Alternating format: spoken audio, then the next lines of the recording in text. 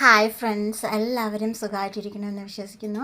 ഞാൻ ഇന്നിവിടെ തയ്യാറാക്കാൻ പോകുന്നത് രാവിലെ ആയാലും വൈകിട്ടായാലും ഒരു ബ്രേക്ക്ഫാസ്റ്റ് പോലെ കഴിക്കാൻ പറ്റിയ ഒരു പലഹാരമാണ് ഉണ്ടാക്കാൻ പോകുന്നത്. അതിനായി കുറച്ച് ക്യാരറ്റ്, ബീൻസ്, മുട്ടക്കോസ് എടുത്ത് വെച്ചിട്ടുണ്ട്. ഒന്ന് ലൈക്ക് ചെയ്യണേ, സബ്സ്ക്രൈബ് ചെയ്യണേ, തൊട്ടടുത്ത് കാണുന്ന ബെല്ലൈക്കൺ കൂടി ഒന്ന് പ്രസ് ചെയ്യണേ.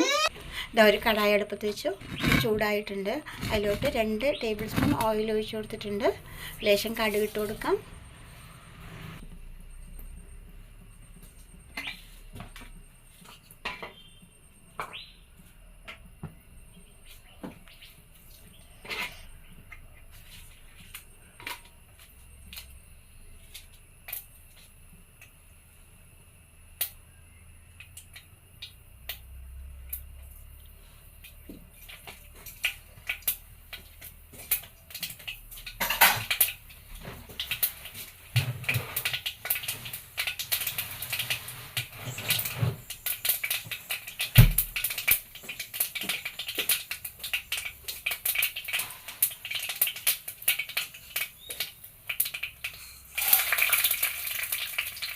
രണ്ട് കപ്പൽ മുളക് ഇട്ട് കൊടുക്കാം. ഒരു സവാള കട്ട് ചെയ്തിട്ട് കൊടുക്കാം. ഇതാ ഒരു ചെറിയൊരു പീസ് ഇഞ്ചി, ഒരു 2 പച്ചമുളക് ചെറുതായി കട്ട് ചെയ്തിട്ട് കൊടുക്കാം.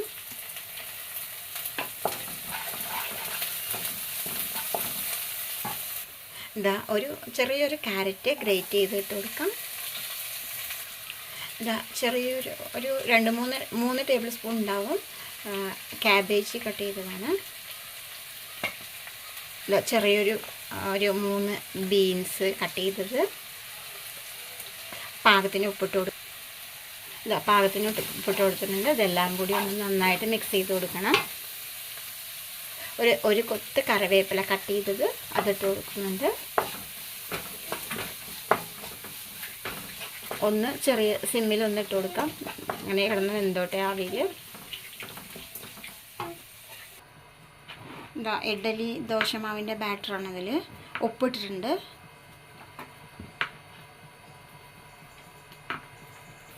ഇതാ ഈ മിക്സ് ഇപ്പം നന്നായിട്ട് ആറിയിട്ടുണ്ട്. നമുക്കിതിലോട്ട് കൊട്ടിക്കൊടുക്കാം.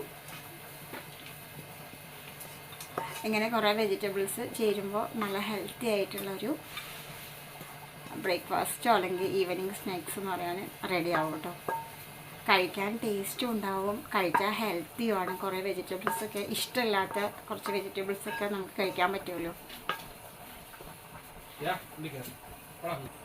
ഞാൻ ലേശം വെള്ളം ഒഴിച്ചിട്ട് ഇപ്പം ഇങ്ങനത്തെ പരുവാക്കിയിട്ടുണ്ട്. ഒരുപാട് വെള്ളം ഒഴിക്കേണ്ടി വരുന്നില്ല. ഇങ്ങനെ മതിയാവും.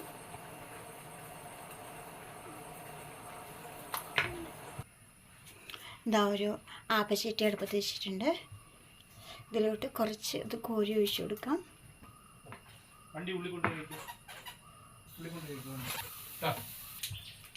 ഇതാ ഒരു കയ്യിൽ കോരി ഒഴിച്ചു കൊടുത്തിട്ട് ഇതാ ഇങ്ങനെ പരത്തി കൊടുക്കാം. എന്നിട്ട് സിമ്മിലിട്ട് കൊടുക്കണം. അപ്പോൾ ചെറുതായിട്ട് അത് വെന്ത് ഇതായി കിട്ടിക്കോളും.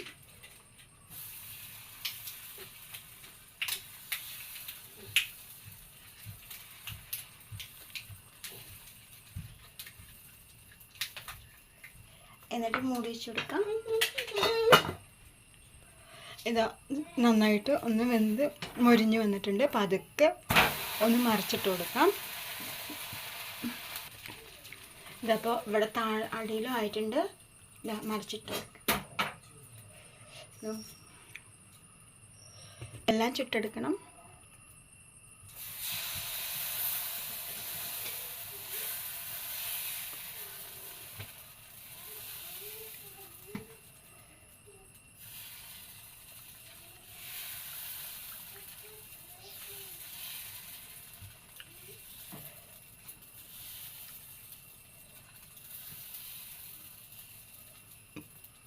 ഇതങ്ങനെ നല്ല ടേസ്റ്റി ആയിട്ടുള്ളൊരു അപ്പം റെഡി ആയിട്ടുണ്ട്.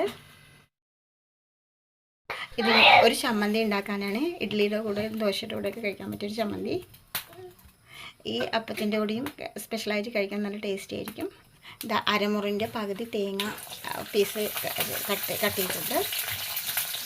2 ടേബിൾ സ്പൂൺ ഓയിൽ ഒഴിച്ച് കൊടുത്തിട്ടുണ്ട്.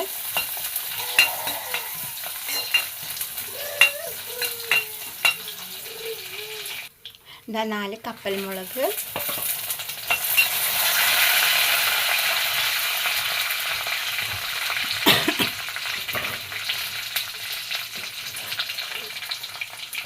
ചെറിയ ഉള്ളി, വെളുത്തുള്ളി, കറിവേപ്പില, തക്കാളി ഇട്ട് കൊടുക്കാം.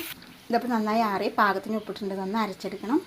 ഇതൊരു ചട്ടി അടുപ്പത്ത് വെച്ചു, ഓയിൽ ഒഴിച്ചു, കടുക് ഇട്ട് കൊടുത്തു, കപ്പൽ മുളക്, ചെറിയ ഉള്ളി. ഇത് നല്ല ടേസ്റ്റി ആയിട്ടുള്ളൊരു ചമ്മന്തി റെഡിയായി.